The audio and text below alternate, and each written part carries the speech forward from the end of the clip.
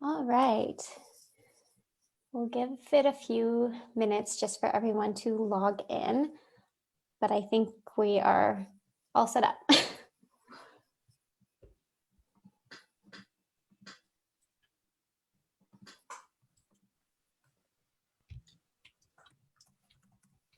Okay, we'll get started. I just got the thumbs up. So thank you everyone for tuning into our Facebook Live today. We're going to be chatting all things dads, fatherhood, and parenting during a pandemic. So with me today, I have Drew and Ed from Dad Central. My name is Andrea. I'm a child health promoter for Niagara Parents and Niagara Region Public Health. And we're just going to have a little bit of a discussion today. So please feel free, if you have absolutely any questions, to plop them into the chat and I can share them with our guests. So I'll turn it over to Drew and Ed to introduce themselves and then we'll get started. All right, thanks, Andrea, and welcome everyone who's joining in on the Facebook Live. It's an honor for us to be able to share this sort of time with you, and we're really honored that Niagara Parents reached out to have us be part of it. So, my name is, as Andrea said, Drew Solon. I'm the director of Dad Central Ontario. I've been involved with that organization for I don't know, about almost 2 years now. I myself am a dad. I've got twin daughters who are 8 years old and a son who is 5. For me, it's the greatest joy of my life, and also the greatest challenge to manage those demands of being a dad, but something that I've invested a lot in, and feel really privileged to have that honor to do, and of course very excited to be able to support families and fathers who want to also be positively involved in the lives of their children. So excited to chat with everyone today. Ed, over to you. Thank you, Drew. My name is Ed Gow Jr. I'm a member of the Dad Central Steering Committee for Ontario. I've been around the Dad Central family for about 3.5, 4 years now. I do a lot of mentorship and coaching of dads and fathers all around the world, and very passionate about this subject we're going to be talking on today, fatherhood, because I'm a firm believer in we at Dad Central believe that the better the fathers are, the better the child and families are going to be. And I like to extend it that not only better for child and families, but the better place the world will be also. So I've been featured for the last 7 years on a website called the Good Men Project, which gets 3 million unique visitors a month, and been featured in the last year during the pandemic. I've been interviewed on platforms like CTV News Channel and TVO in regards to fatherhood and manhood. So I'm very excited that the Niagara region and the families there have reached out to Drew and myself today to share about some of the fatherhood journey. And as the old song by Marvin Gaye says, what's going on with dads? I love it. Thank you guys so much. We appreciate you coming and joining us today. So let's just get started. I know we had some questions that we had asked some of our clients and Niagara Parents followers in advance. And one of them was, do fathers of today have it easier or harder than the previous generation? So a lot of the results and feedback we got from fathers and just parents out there was that it's harder. And I thought I would kind of turn it to you guys to kind of discuss why you think it might be harder. Some clients mentioned it could be because of the digital world with mom and dad both working in today's society. Who knows, the pandemic probably tied into that. But if Drew, you want to start, and we'll keep going in that format for now, we can just touch on why it might be harder for dads now. Sure, I can definitely do that. I think that there's certainly a great amount of pressure just in general with, I think that the quote that I reference is that, I think it's from Tony Robbins, we're drowning in information, but we're starving for wisdom. And so the idea of the digital overload that we're now experiencing over the past 18 months, but we've kind of, been experiencing for a while anyways, there's so much information coming at you, and there's literally no time to process it. And so I think just in general, it's challenging how to make sense out of what's real and what's not. Hence the idea of fake news and all these other elements that come with sort of the, this digital age that we're in. And so I think that if you are not careful, or if you're not able to, establish the appropriate level of boundaries just for yourself as a parent, let alone then establish boundaries for your children who are, as they're moving into this, it can be tremendously challenging. Cyberbullying, all those other things that we did from our digital thing, those are real risks, and they're really difficult because you never know what's going on out there. So yeah, there's certainly challenges around a lot of that stuff. The other flip side to that is there's actually a lot of wealth of great information that's now accessible to us at our fingertips.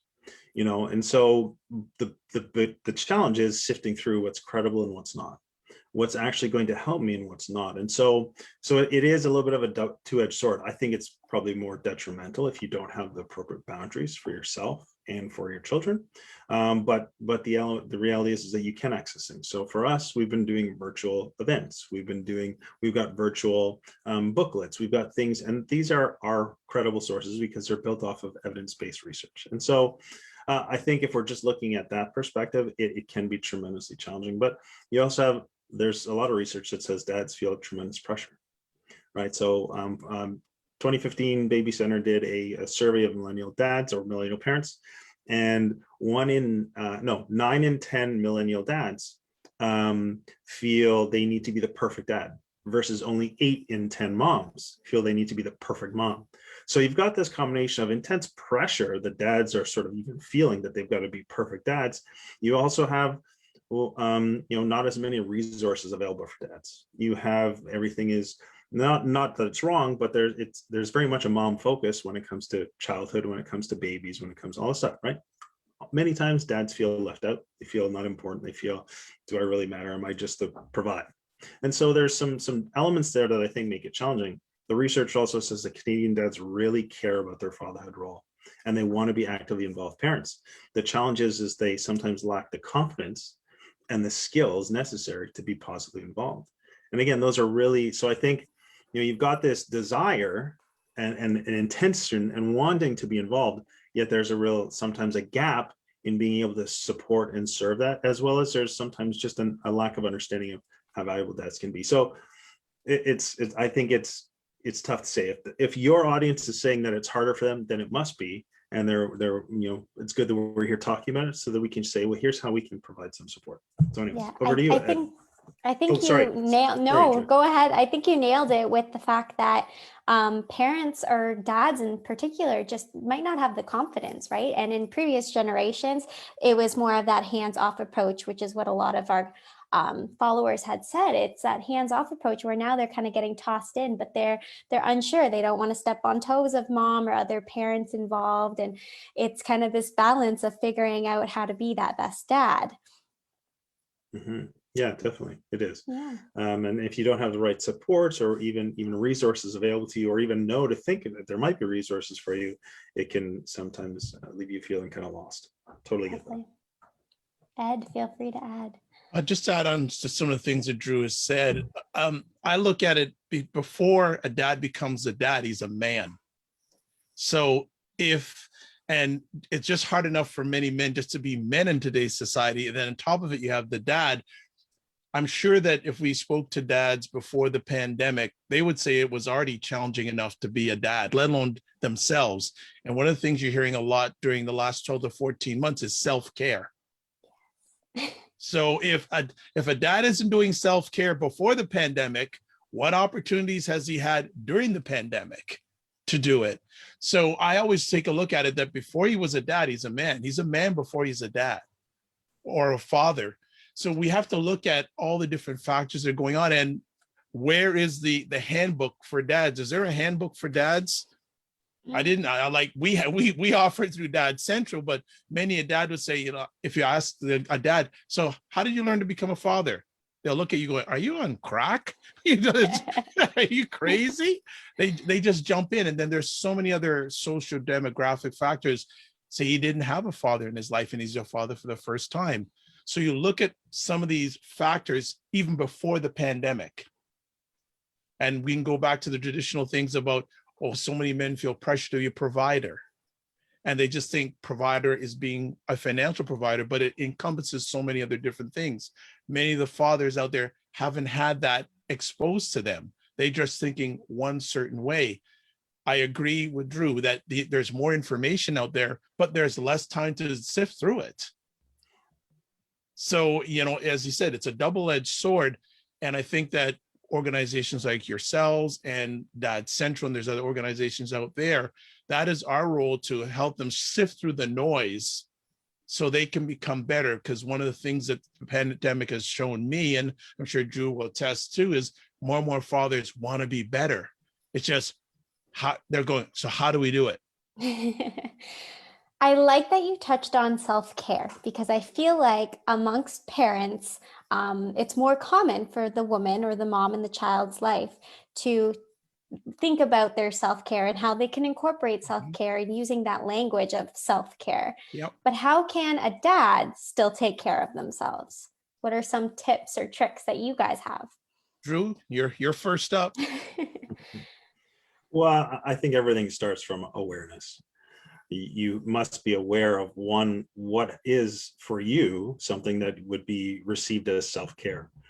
For me, I know that exercise, being outside, doing creative elements, those are the types of things that are a positive outlet for me, that I feel energized by, I feel rewarded by, I feel that I've been able to, get something back by being able to do those things. And so, it's going to be different for every person, but it starts with knowing yourself and what gives you rest, helps you feel recharged, helps you feel rejuvenated.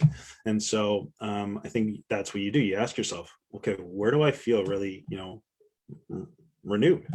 And then it's working together with your partner to say, how can we support each other in this process of caring for ourselves?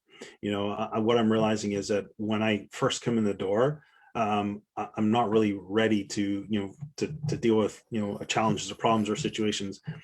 Is it possible that I could get maybe 10 minutes to just decompress, maybe change my clothes or whatever, or if I'm just moving from my home office to being re-engaging with family, maybe I'll say, I'm always going to be about 10 minutes later, because I'm going to take those 10 minutes just to kind of get myself into a mindset to be able to transition back to home. It just starts with that awareness, and then working well with your partner. And sometimes your partner can know you better than yourself. You say, hey, what do you see that I do that helps me come back feeling recharged? What is it? Like, what do you know that I love to do? Oh, well, you love doing this. Every time you do that, like, you come back feeling like you're so happy, you're so whatever. Okay, great. Leverage the people who are close to you to be able to identify the things that are going to serve you, and work very well together with your partner to ensure that you're supporting each other in that process, and it's reasonable, right?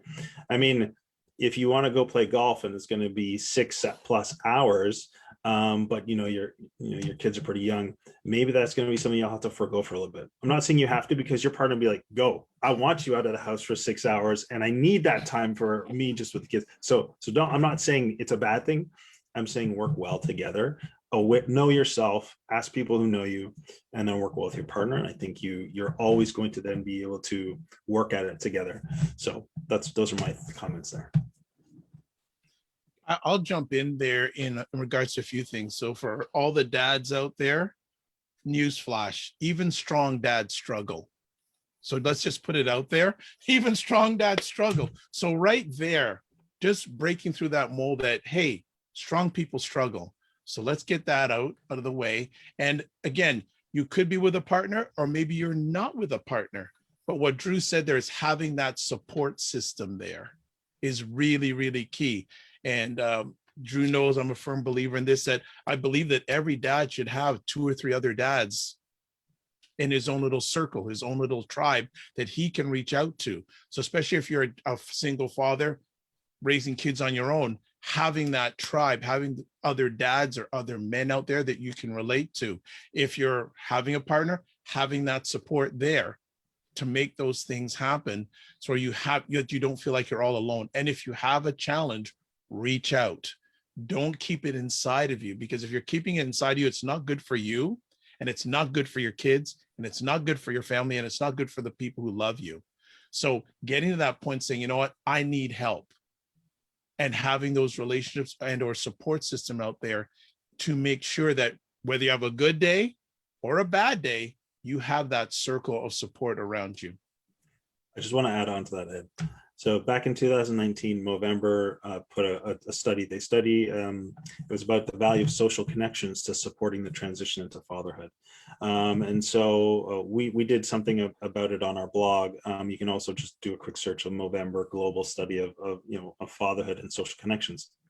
And they found that because this is such a significant life transition when you become a father, what happens is that men tend to lose those social connections. And so I just want to, and they found through that study about how important it is, but also how hesitant and reluctant sometimes men are to be able to what you said, one, say, hey, this is hard and I'm struggling, to sort of level set it, and then to two, be able to reach out and have these conversations with other people who are in their supportive network. So Movember is 100% that study, global study of Canada, US, Australia, New Zealand, and the UK.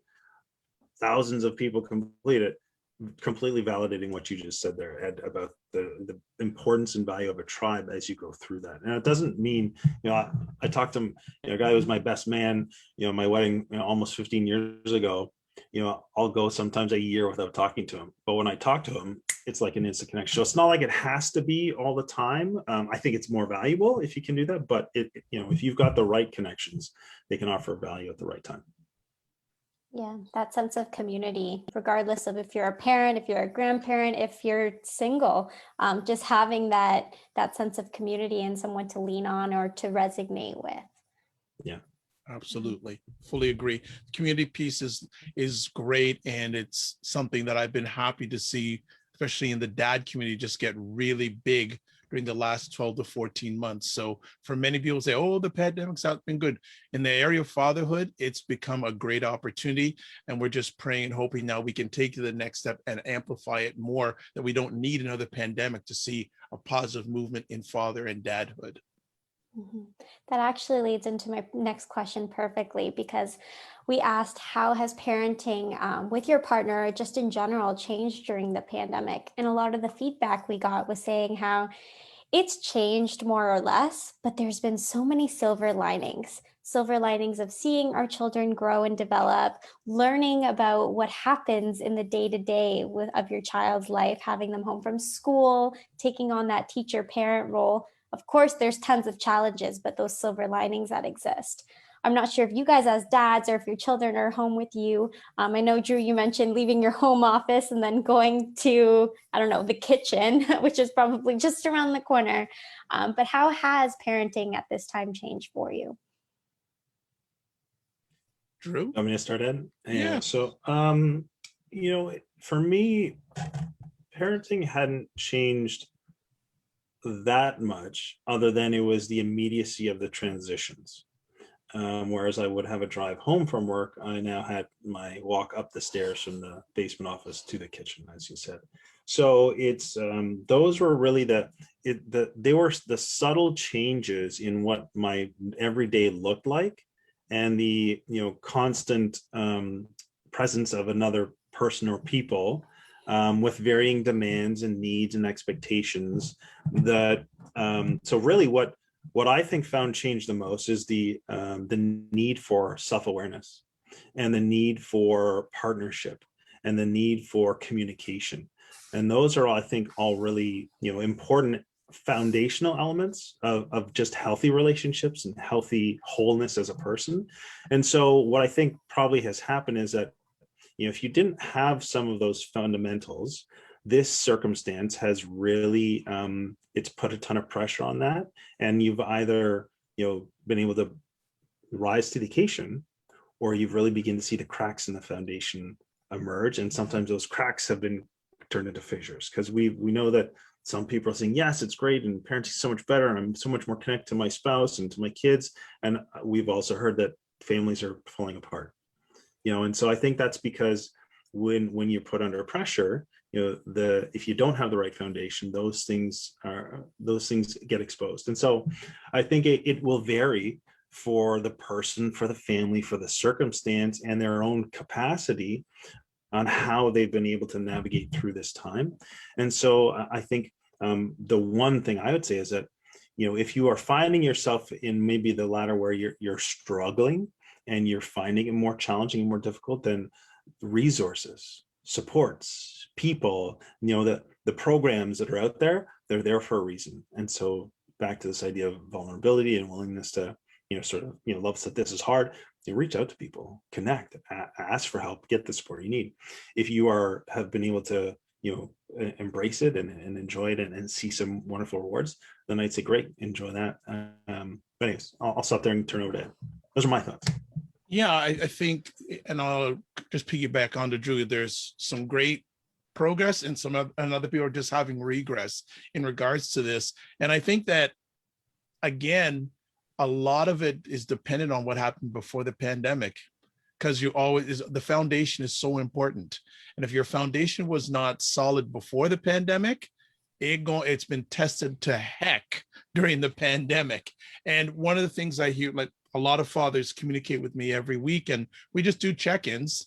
And there are a number of fathers saying, basically, in a good way, the light bulb has come on, and they're realizing the importance of family.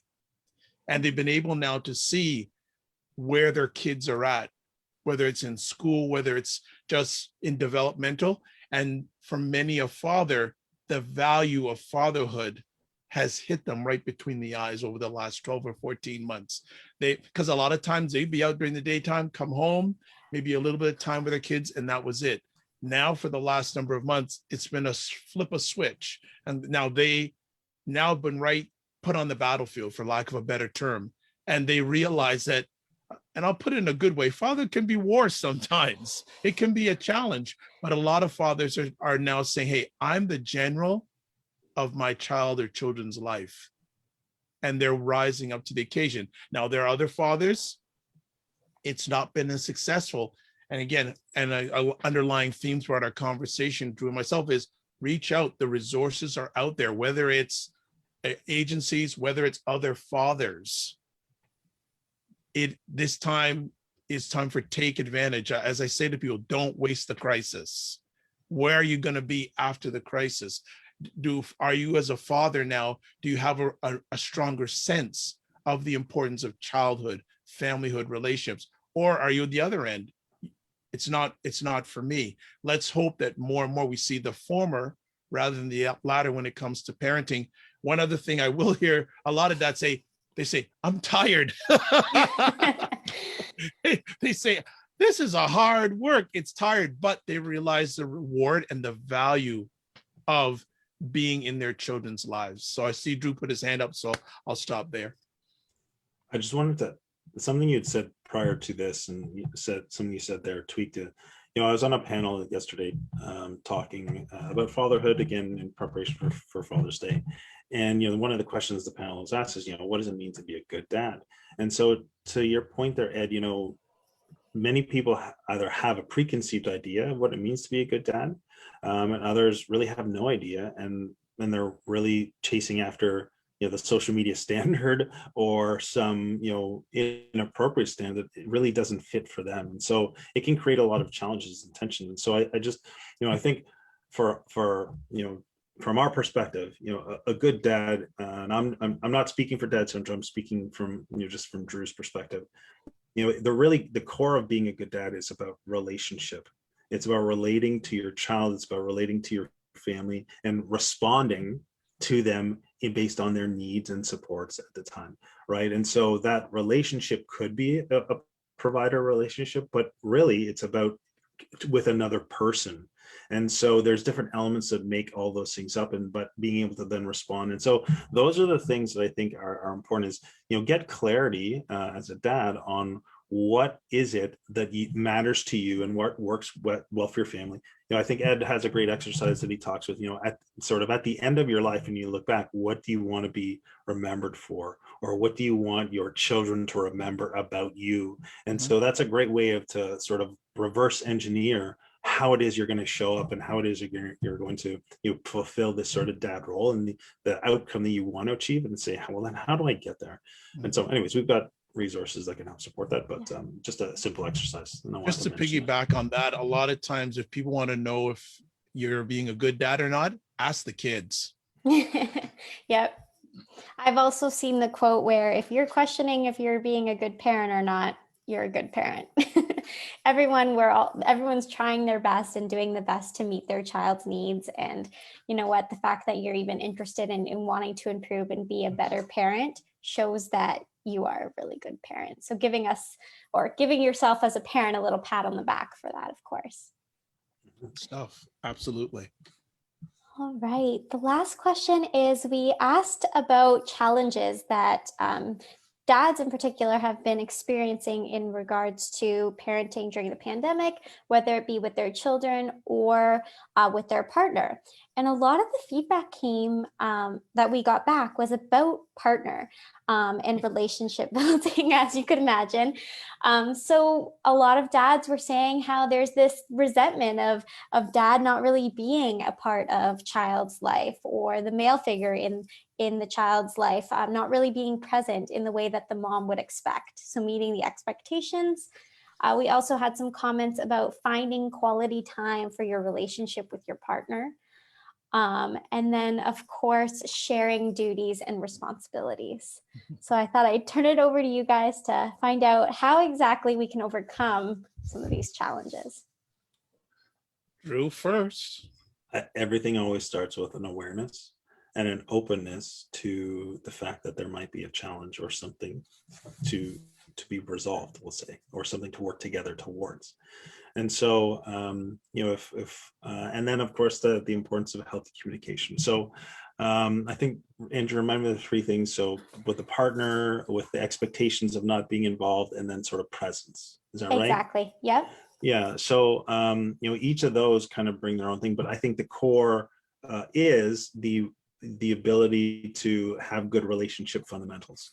Your Dad Central has a resource called Renovate Your Relationship. It's got 14 tools for relationship health or relationship maintenance. And so it's a great resource we really recommend. Before I actually was involved with Dad Central in terms of a professional capacity, I'd actually downloaded that resource and read through it and thought, oh yeah, here's some really good things. And oh, here are the things that, oh yeah, that's what's going on. Okay, now I can use this tool to fix it. So it's a really valuable one. So everything starts with that relationship fundamentals. If you need to improve on those, then work on that. Then from there, you can begin building on the particular topic of presence. Well, what does presence look like? What does that mean? And what are the mutual expectations or thoughts or requests that you can work together towards to try and fulfill? And start with, if it's presence, what does that mean to you as let's say the mom, and what does presence mean to you as a dad? Because if you're not on the same page, well, get on the same page and then work towards that. In terms of the differences, I don't know, am I saying differences in terms of style, or is that's not this one? It was taking like the roles and responsibilities and sharing duties. Right. Yeah. Well, we firmly believe in, say, the hands-on approach. You may not have confidence and you may not have as much skills because typically the mom is having the child from an early age, and more so than you. But that's not an excuse. It means that find the one thing that you're going to be good at and attack it. We'll say, get in there, try it out. For me, it was bath time. The bath was mine. And, for another dad, I was just in a workshop with yesterday, his bedtime routine. That's his, he just does. So start with one thing and own it. Take it to heart, build your skills, ask for engagement from your partner, ask for feedback from your partner, and support each other at the end of the day. Right. And the other thing I think is important is dads do it differently. And that's okay. It doesn't have to be mom's way, provided it's safe and there's no risk or any other things. Let dad do it his way, because you know what? He'll eventually learn. And if he's doing it not the best way, he'll eventually learn, especially if it's with the diapers and stuff. When the first time it scoots out the side and he's got to clean it up, he's going to figure it out, right? So let him learn, I'll say, and let the dads have some autonomy and some ownership with a relative guidance there. So I think, and recognizing that dads do bring things differently. A big part of our training focuses on the research behind attachment and how dads attach differently, more so through play, through activity, as well as how dads, interesting, short little story, and then I'll turn over to you, Ed, is research that was done, I think it was Kyle Pruitt or somebody back in the early 2000s, but it looked at how parents carry their children. So moms typically carry the children facing in, protecting, keeping them safe, whereas dads more generally tend to hold their babies facing out, like looking at the world, looking at, hey, look, meaning that, hey, dads tend to look to help the children explore and expand and take some risks and grow, whereas moms tend to want to protect and nurture and keep safe. They're both important and both so valuable. Just recognizing that there's value in both is an important piece. I love that. Good. I won't add too much onto that. I think one of the things in regards to when you're with the partner relationship, dad, say, hey, tell your partner, I want to do better. Start with that, saying, I want to do better, and let's work. And again, if your partner has expectations like this, well, it's going to take time. So let's work out some negotiables where we can start at a certain level and work towards this goal. And as I tell people, you're not going to be perfect all the time. You got to be perfect at the right time. So dad's going to have some challenges getting up to that level. But if the dad has the right intent and wanting to be better for the family and the kids, then all the dads would like in return is support and say, hey, I messed up here, but hey, mistakes are a moment, they're not a person. So I really firmly believe if the dad and partner can work on those things and say, hey, as Drew said, what is that one thing, partner, that I can work on, or we can agree to work on, and start that as a process. So that means you're working together. It's a cooperative effort. It's not dad out on his own trying to do this, or dad trying to wash the dishes, and if something breaks, don't get mad at me. Something broke, but it's just going to be some steps along the way. And it's a process, because a lot of times the dads don't have that experience. And I think Drew highlighted a really good point there, that dads and moms do things differently. Mm-hmm. But again, as long as the intent is the same at the end, that's the key thing. Having that intent. Go ahead. Sorry, Ed. I wanted to add one more thing, because I think it was in the panel of the workshop yesterday. The discussion was around, totally losing my point here. Oh no. You'll get it back. No problem. But partners out there. For us, I got it. I got it. One of the things around this idea of, not, differences in expectations and things is, we really want to help dads, because fatherhood, we use the term, it's fragile. And so meaning that, it can easily be sort of eroded with subtle things. And so the strength-based approach is kind of how we say this. If you want to approach dads, focus on their strengths. What are they doing well? Affirm those strengths, right?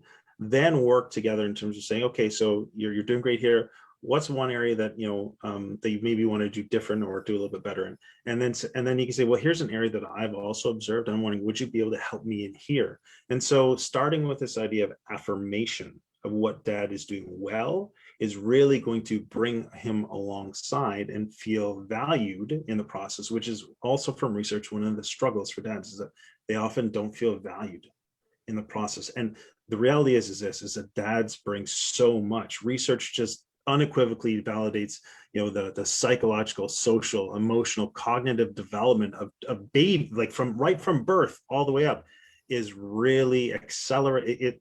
Dads and a positively involved dad contributes so significantly to that, and so everything you do is valuable. So I just want to mention that there.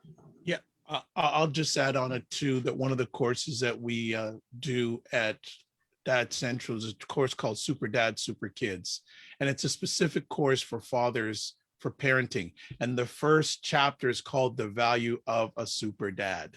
So just to building on what Drew said, if you asked fathers out there, and I'd love to just go through that first chapter with them and see the lights go on saying, yeah, I do have value. And a lot of times you'll just see, whether physically or mentally, their chest sticks up, because, man, being a dad is an important thing. So having that positive affirmation and starting on a positive note, then a regressive note, and knowing your value that you bring as a dad to your family, to your children, because as Drew put on there, those sort of things, your children are watching. They'll see it. They will see it. And the impressions they get of men come through the dad. So it's not just a situational thing, it's a generational thing. So partners and dads, your role, one of your key roles is to set good impressions of fatherhood and motherhood for your children for many generations to come. So having the building that, doing those building blocks and having dad and partner working together, your children are seeing that. And if they're surrounded by that, that means that they're going to see the value of working together, mom and dad's working together, and how positive behavior can live with positive results. And that enhances their futures. I was in a conference and someone had mentioned dads and parents or whoever they are the leaders of the family. Mm-hmm. You are the role models of the family. And even if you don't feel within that you are being that best role model ever, your child is seeing you make the effort, and that's what matters. Absolutely. I love I'll just that. say real role model. Yep. Remove the idea of best, a real role model. Real. Yeah. Absolutely. That's all anyone can be, right? All right. Well, I thought we would open it up to some questions. So if anyone has any questions, please feel free to plop them in the chat and we're happy to answer them. We did get one question prior, and it's pretty much just asking, how can organizations, you at Dad Central have lots of experience with this, but how can organizations do better to be more inclusive of dads with offering resources and classes and even our health messaging? Simple response: ask dads what they want. Ask them, don't make assumptions. And I know many organizations will say, well, we can't find dads who know. Well, believe it or not, you're going to have to go approach them. Don't expect them to come to you, because most dads out there think they're perfect and they don't need any help. So you have to be a little bit aggressive. And I know if you're any organization is good, you'll know where to find dads. And just, it all starts with one. It all starts with one. So ask dads what they want, because so many times dads are told. We need to ask them what they need, what they want, where their challenges are. And then it's up to those organizations to fit that need. Find the need and fill it. Don't find the need and kill it. Love it. All I'll say is we did a webinar back in February. It's called How to Support and Include Dads, 10 Actions You Can Take Right Now. It's a free webinar. It's on demand. You go to dadcentral.ca and we go through a bunch of the research, as well as, there's 10 specific simple steps that organizations can take to be more supportive and inclusive of fathers. And I think that's a great resource. Love it. And any organizations, you can reach out to Drew and myself, and we can certainly help, because we're all in this together. We all want the same results. We want dads to be better for themselves and for their children and their families. So we are all in this journey together, and we just want everyone to finish at the finish line together. I love that. Another question we got in was, where can dads go for mental health supports? This is a good one. And this is interesting. There's two parts to this. First of all, the dad has to be open enough to go for support. That's one thing. And again, if I'm coming, I don't know if it's from a service perspective or a general, but if you, again, depending where you are, Google and see what mental health supports are available in your area, and get those fathers. There's a number of fathers I've helped along the way. I've suggested, I haven't told them, I've suggested, very different, that they may want to look for mental health supports, and I've referred them to agencies, because in that area, that's a very fine line with some people, let alone dads. Making the suggestion rather than telling them is a big difference. At the end of the day, it's up to them if they want to go to that step. You just put that suggestion up to them, because at the end of the day, you can't tell someone what to do. They're either going to do it, and they're going to make the change or make the movement based on their needs and their emotions at that time. There's also a great organization funded by Movember and supported by a good friend of Dad Central, is Dr. John Olaf, and it's called headsupguys.org. I've heard wonderful things. Yeah, so they're a fantastic organization and accessible online with great supports, resources, insights. So the headsupguys.org is one place to go. I do want to mention as well for any dads or parents listening today, Niagara Parents, we do offer a live chat. So you can live chat with a public health nurse at any time. So if you have any questions or want to seek some additional support, you can chat with our nurses over live chat, over phone call, and they can direct you to some resources in the community or just kind of chat you through it as well. So that's always an option. I'll also say this, Dr. Carolyn Leaf, if you're familiar with her. Know her. This is oh, can't see it. You're kind of yeah. Anyways, you can't see it. Anyways, it's she's got a book. It's called Cleaning Up Your Mental Mess. Really what it does is it kind of normalizes the fact that we all have mental mess. We all need, it's just like physical health. You got to do the same daily activities for your own mental health.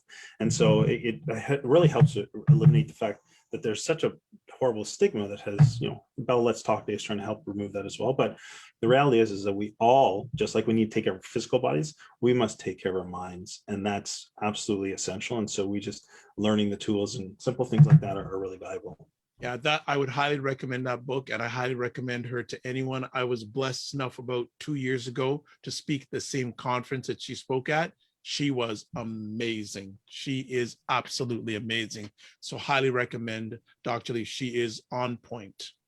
Love it. And then, of course, making sure that we give ourselves, as dads, as parents, as people, that love and compassion for having tough days. It's okay to have those tough days, right? Give yourselves grace. Exactly. Give yourselves grace. Very, very important. If you're a dad or parent, especially during these times, because like I said, I spoke to 2 parents last night. They said, we're exhausted to the point I'm not enrolling my kid into summer school. We're zoomed out. We're taking the summer off. Hey, go for it. If you need that time off, please, if you can do it, take it off, because it has not been a very easy time for most of us during this time.